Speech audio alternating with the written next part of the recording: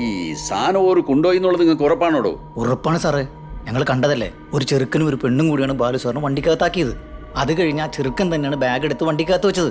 ഞങ്ങൾ കണ്ടതാണ് സാറേ, പക്ഷെ പെട്ടെന്നുള്ള സാഹചര്യം കാരണം കയറി ഇടപെടാനും പറ്റിയില്ല. അല്ലെങ്കിൽ ഈയൊക്കെ കൂടെ അങ്ങോട്ട് മാലത്തേനെ ഇറക്കി വിടറോ. ജലീലേ സാർ, 1ഉം 2ഉം അല്ല, 18 കിലോ സ്വർണ്ണാന്ന് ആ ബാഗില്. വല്ല വിവരവും കിട്ടിയോടോ? ചാക്കോ അന്വേഷിക്കുന്നുണ്ട്. ആക്സിഡന്റ് കേസല്ലേ, ഈ നാട് വിട്ടു പോകാൻ വഴിയില്ല. മാത്രമല്ല നമ്മൾ ആൾക്കാർ എല്ലാ ഹോസ്പിറ്റലും തപ്പുന്നുണ്ട്. ആണോ? ശരി, എന്നാ ഞാൻ വിളിക്കാം. സാറേ, ആളെ കിട്ടിയാ? നമ്മുടെ പറവൂർ CI ബെനിമൂപ്പനല്ലേ, ആളുടെ കസ്റ്റഡിയിലുണ്ട്. അപ്പൊ ബാലു? ബാലുവിനെ ക്രൈസ്റ്റ് ഹോസ്പിറ്റലിൽ അഡ്മിറ്റ് ചെയ്തിരിക്കുക. കുറച്ച് ക്രിട്ടിക്കലാ. ഈ സാധനം ഓരോ പോലീസിൽ ഏൽപ്പിച്ചിട്ടുണ്ടാ? ഇല്ല സാർ, അങ്ങനെയുള്ള കാര്യങ്ങളൊന്നും റിപ്പോർട്ട് ചെയ്തിട്ടില്ല. ഞാൻ ഒരു കാര്യം ചെയ്യാം, നമ്മുടെ ബെന്നിയോട് ആ വണ്ടി ഒന്ന് ചെക്ക് ചെയ്യാൻ പറയാം. വേണ്ട, വരട്ടെ. ഓരോ വിവരം പോലീസിൽ അറിയിച്ചിട്ടില്ലെങ്കിൽ ഒന്നുകിൽ ആ ബാഗിൽ സ്വർണ്ണമുള്ള വിവരം ഓരോ അറിഞ്ഞിട്ടില്ല, അല്ലെങ്കിൽ അറിഞ്ഞിട്ടും ഓരത് മുക്കി. സാർ, ചെറിയൊരു പ്രശ്നമുണ്ട്. ആ വണ്ടിയിൽ ഒരു പെൺകുട്ടി ഉണ്ടായിരുന്നു പറഞ്ഞില്ലേ? ഉവ്വ. അത് മനോരമ ന്യൂസിലെ റിയ റോയിയ.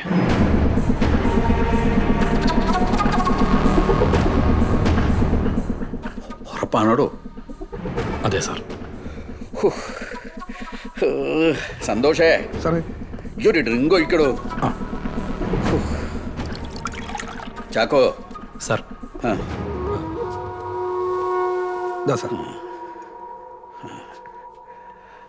ആ ബാഗിൽ സ്വർണ്ണമുള്ളത് ആ പെണ്ണ് അറിഞ്ഞിട്ടുണ്ടാവില്ലടോ. അങ്ങനെ അറിഞ്ഞിരുന്നെങ്കിൽ ആശുപത്രി മുഴുവൻ ഇപ്പൊ ചാനലുകാരെ കൊണ്ട് നിറയൂലേ? എന്തു വന്നിന്? അത് ശരിയാണ് സാർ. ഈ ഒരു കാര്യം ചെയ്യും സാർ, ഇപ്പൊ തന്നെ CIനെ വിളിച്ചിട്ട് എന്തെങ്കിലും കാരണം പറഞ്ഞ ആ ചെക്കനെയും പെണ്ണിനെ അകത്തിട്ട് പൂട്ടിക്ക്. എന്നിട്ട് ഇപ്പൊ തന്നെ ഈ അങ്ങോട്ട് ചെല്ല്. എന്നിട്ട് ആ CIനെ സാക്ഷി നിർത്തിയിട്ട് ആ വണ്ടി മുഴുവൻ സെർച്ച് ചെയ്യണം കേട്ടാ. ഈ സ്വർണ്ണ കേസ് പുറത്തു കൊണ്ടുവന്നത് അവളാണല്ല. ഈ സ്വർണ്ണക്കടത്ത് കേസിൽ അവളെ തന്നെ അറസ്റ്റ് ചെയ്ത് എങ്ങനെ ഉണ്ടാവും? തിരിയുന്നുണ്ടാ? ആ വാർത്ത ആകെ ഒരു കൺഫ്യൂഷൻ ഉണ്ടാക്കും.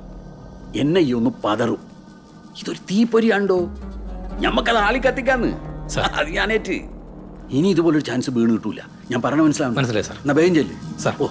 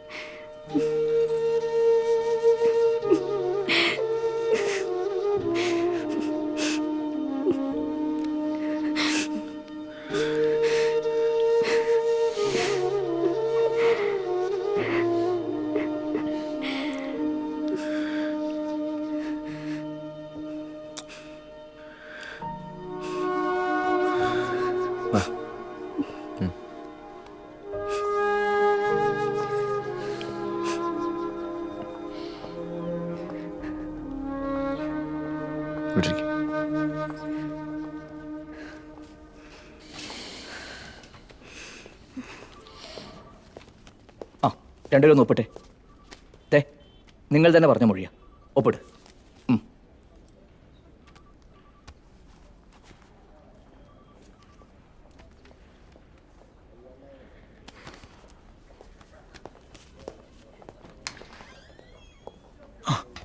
ഡോക്ടറെ, ആൾക്കിപ്പോൾ നത്തിങ് ടു വറി. വാളുകൊണ്ടുള്ള വെട്ടാണ്, എന്നാലും വൂണ്ട് അത്ര ഡീപ്പായിട്ടൊന്നുമല്ല.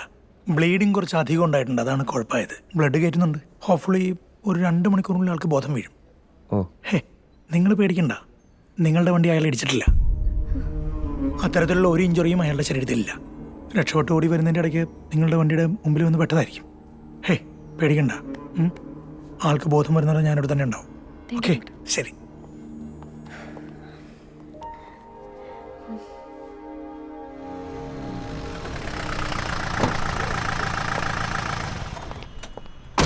സാറേ, ഞങ്ങളിപ്പോൾ ഡോക്ടറോട് സംസാരിച്ചായിരുന്നു. ഇപ്പോൾ ഡോക്ടർ പറഞ്ഞു സാറേ, ഇവൻ്റെ ബ്ലഡ് ഒക്കെ കൊടുത്തായിരുന്നു. ജനറൽ ഹോസ്പിറ്റലിൽ കൊടുത്തയച്ചിട്ടുണ്ട് സാർ. സാർ, ഡോക്ടർ പറഞ്ഞു പുള്ളിക്ക് ഇപ്പോൾ വലിയ കുഴപ്പമൊന്നുമില്ല, ഒരു 2 മണിക്കൂറിനുള്ളിൽ ബോധം വരുമെന്ന്.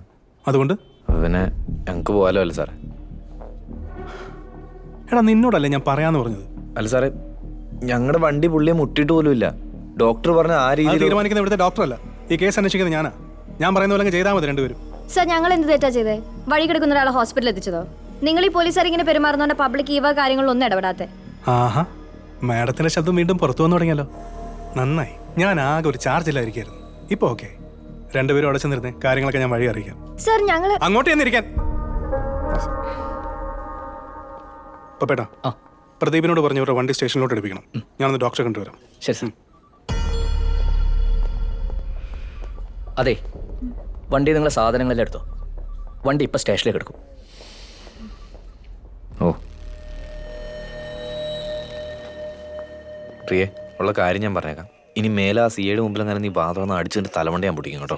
പിന്നെ കാര്യം പറയണ്ടേ? ഓ, ഇത്ര നേരം അണ്ണാക്കി കോലിട്ട് ഇളക്കിയാൽ പോലും ശബ്ദമൊന്നും വരത്തില്ലായിരുന്നല്ലോ. ഇപ്പൊ കാര്യങ്ങൾ വലിയ സീനിലൊന്നും മനസ്സിലായപ്പോൾ അട്ട ചോര ഓടിച്ചാൽ ഉടനെ വീർത്ത് വന്നിരിക്കുമോ? നീ വല്ല വർത്താനൊന്നും പറയണ്ട. ആൾ ചോദിച്ചപ്പോൾ നീ ആ വണ്ടി ഓടിച്ചെന്ന് പറഞ്ഞേ. ഇനി മെഡിക്കൽ റിസൾട്ട് വരുമ്പോൾ നീ വെള്ളം അടിച്ചെന്ന് മനസ്സിലാവില്ലേ? ഓ പിന്നെ വെള്ളം അടിച്ച് ആകെ അടിച്ച് ഒരു ബെക്ക. ഈ ടെൻഷൻ അത് പണ്ടേ ആവിയായി പോയിട്ടുണ്ടാവും. കൊണാന്ന് പറഞ്ഞ വണ്ടി തുറക്ക. ആ തുറക്കുക.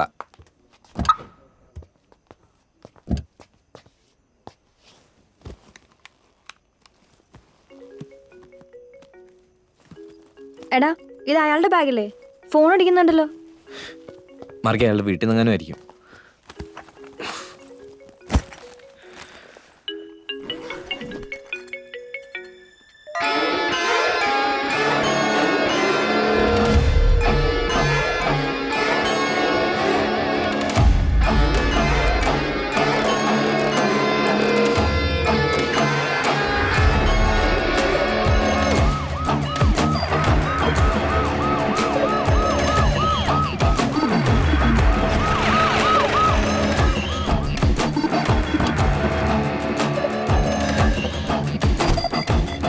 സർ, ഇതെന്താണോ സംഭവം?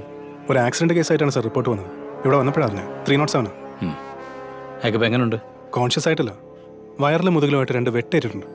ഡീറ്റെയിൽസ് എല്ലാം കിട്ടിയോ അയാളുടെ? അന്വേഷിക്കുന്നുണ്ട് സർ.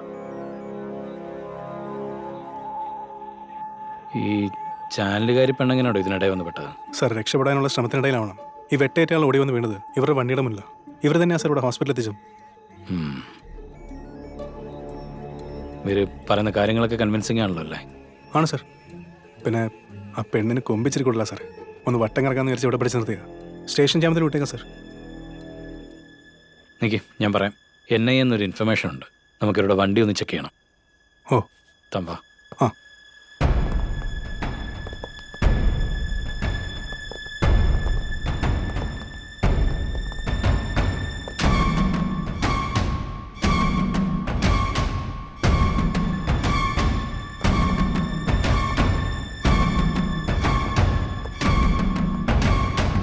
നമസ്കാരം മാഡം.